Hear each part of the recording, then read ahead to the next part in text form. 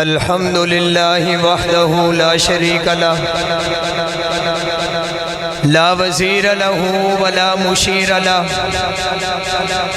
لا مثل لہ ولا مثال لہ لا والد لہ ولا ولد لہ ازلی ابدی احدی صمدی فردی فریدی دیمومی لا اول لہ ولا آخر لہ ولا ظاہر لہ ولا باطن لہ ثم نشہد ان سیدنا وسندنا وسید عباداتنا وسید ساداتنا کریمنا وشفیعنا محبوبنا محبوب ربنا طبیبنا طبیب قلوبنا طبیب عیوبنا طبیب ارواحنا طبیب اجسادنا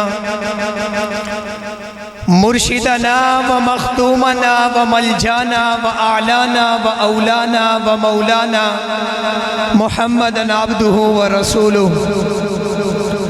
اما بعد فقد قال اللہ تبارک و تعالی فی القرآن المجید والفرقان الحمید اعوذ باللہ من الشیطان الرجیم بسم اللہ الرحمن الرحیم فاذکرونی اذکرکم واشکروا لی ولا تکفرون یا ایہا الذین آمنوا استعینوا بالصبر والصلاة ان اللہ مع الصابرین وقال فی مقام آخر یا ایہا الذین آمنوا اذکروا اللہ ذکرا کثیرا وسبحوہ بکرتا واسیلا صدق اللہ مولانا العظیم وصدق رسولہ النبی الکریم ونحن على ذلك لمن الشاہدین والشاکرین والحمد للہ رب العالمین اللہم صلی علی محمد وعلى آل محمد کما صلیت علی ابراہیم وعلى آل ابراہیم انکا حمید مجید اللہم بارک علی محمد وعلى آل محمد کما بارکت علی ابراہیم وعلی آل ابراہیم انکا حمید مجید درود سے جو شخص ابتدا نہ کرے درود سے جو شخص ابتدا نہ کرے پھر اس کو چاہیے کہ ذکر مصطفیٰ نہ کرے خدا کا ذکر تو کرے ذکر مصطفیٰ نہ کرے میرے منہ میں ہو ایسی زبان خدا نہ کرے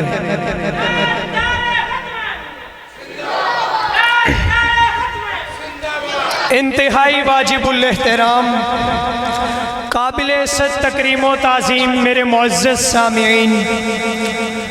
آج کی اس عظیم الشان پروقار محفل جو کہ یاد رب اور یاد نبی کے عنوان سے معنون ہے، لا تعداد حمد و ثنا اس رب لم یزل کی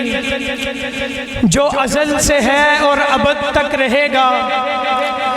بعد از درود و سلام اس ہستی کائنات پر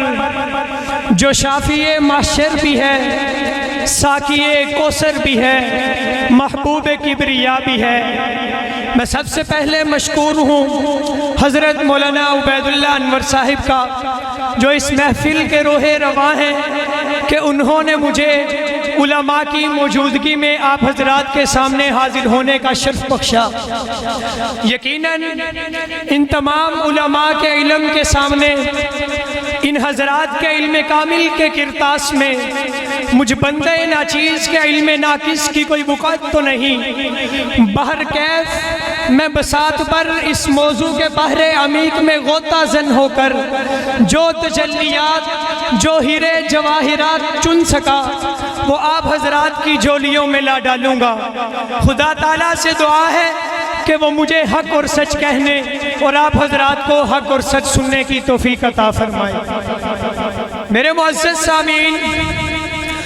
چونکہ آپ حضرات بخوبی واقف ہیں کہ ہمارا یہ عنوان دو پہلو رکھتا ہے۔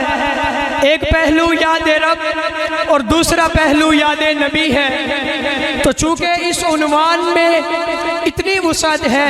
کہ تفصیلاً اس کو بیان نہیں کیا جا سکتا،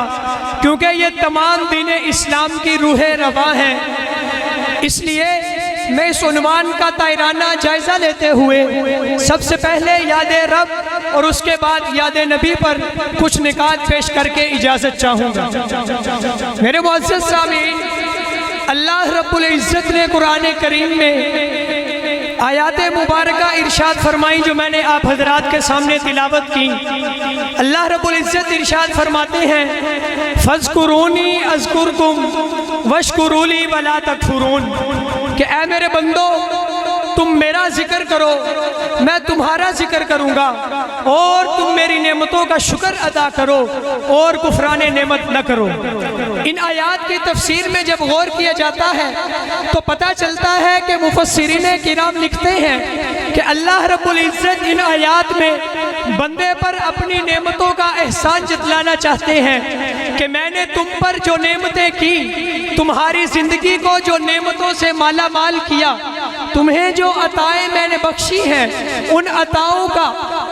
بدلہ یہ بنتا ہے کہ تم میرا شکر ادا کرو۔ اور اللہ رب العزت نے شکر ادا کرنے کا واحد طریقہ اس سے متصل آیت میں فرما دیا، یا ایھا الذین آمنوا استعینوا بالصبر والصلاۃ، کہ اے ایمان والو اگر تم اللہ رب العزت کا شکر ادا کرنا چاہتے ہو، اگر تم حقیقی معنی میں اس کے شکر دان بننا چاہتے ہو، تو تمہیں چاہیے کہ اپنے رب سے نماز کے ذریعے مدد طلب کیا کرو، چونکہ اس رب نے تمہیں پیدا کیا، 9 ماہ ماں کے پیٹ میں رکھا، وہاں تمہیں خوراک پہنچائی، اور وہی رب ہے جو تمہیں پیدا کرنے کے بعد تم جہاں بھی ہو وہاں تمہیں تمہاری خوراک پہنچا دیتا ہے۔ تو ہمارا یہ حق بنتا ہے کہ اپنے محسن کا شکریہ تو ادا کیا جائے۔ تو اللہ رب العزت فرماتے ہیں کہ میں نے انسانوں کو صرف ایک مقصد کے لیے پیدا کیا۔ انسان کے پیدا کرنے کا مقصد وہ سورۃ الذاریات میں 27ویں پارے کے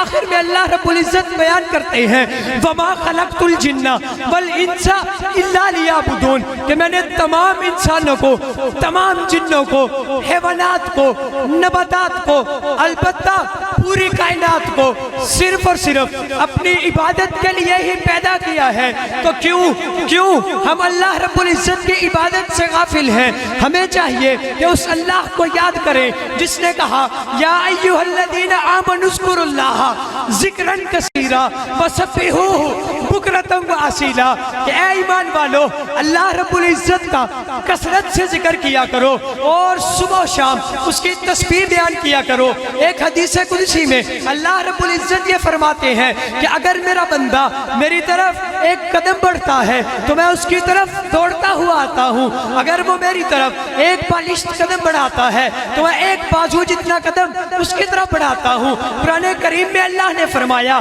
اجیب دعوت الداعی اذا دعانی، کہ جب بھی میرا کوئی بندہ مجھے پکارتا ہے تو میرے لائق یہ ہے کہ میں اس کی دعا کا جواب دوں۔ یقیناً میں جواب دیتا ہوں، بس مومنوں کو چاہیے کہ مجھ سے ہی دعا مانگے اور مجھ پر ہی ایمان لائے تاکہ وہ کامیاب ہو سکے۔ یہ تو یاد ربی پر ایک مختصر گفتگو تھی۔ اسی یاد رب کے لیے اللہ رب العزت نے نبوت کے سلسلے کو شروع کیا۔ نبوت کا یہ سلسلہ، نبوت کی یہ عمارت حضرت آدم علیہ السلام سے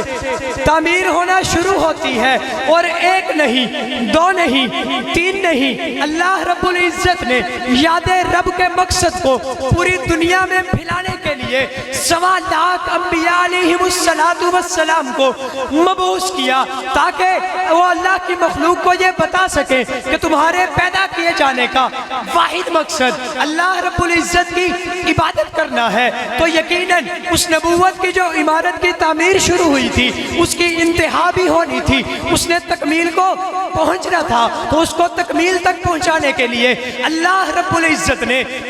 شافی محشر، ساقی کوثر، آمینہ کے لال، محبوب رب ذوالجلال، عبداللہ کے لخت جگر، عبد المطلب کی آنکھوں کا تارا، حضور مدینہ، سرور قلب و سینہ، حضرت محمد الرسول اللہ صلی اللہ علیہ وسلم کو اس دنیا میں مبعوث فرمایا۔ اللہ کے نبی صلی اللہ علیہ وسلم نے اپنی پوری زندگی یہی دعوت دی کہ اللہ پر ایمان لے آؤ، اللہ پر ایمان لے آؤ۔ تو یقیناً جب اللہ کے نبی صلی اللہ علیہ وسلم جو اس کائنات کی سب سے مقدس ہستی ہے، انہوں نے کسی فضول کام کی دعوت تو نہیں دی ہوگی نا، تو اسی اللہ رب العزت کے پیغمبر پر ایمان لانا، ان کی ختم نبوت کا دفاع کرنا آج ہمارا بھی فرض ہے، ہماری رسپانسبلٹی ہے کہ ہم اللہ رب العزت کے نبی کی، جو اللہ رب العزت نے قصر نبوت کی تعمیر سے جس کی انتہا کی، حضرت محمد الرسول اللہ کو ان کے ختم نبوت کا تحفظ کرے۔ ان کے ختم نبوت کے تحفظ کے لیے کئی طرق بتلائے جاتے ہیں، لیکن میں سب سے عظیم طریقہ جو صحابہ کا طریقہ تھا اسے بیان کر کے آپ حضرات سے اجازت چاہوں گا۔ سامعین محترم، نبی کی ختم نبوت کے تحفظ کے لیے صحابہ کرام نے اپنا تن من دن لٹوا دیا، اپنے بچوں کو یتیم کروا دیا، اپنی بیویوں کو بیوہ کروا دیا، اپنی ماؤں کی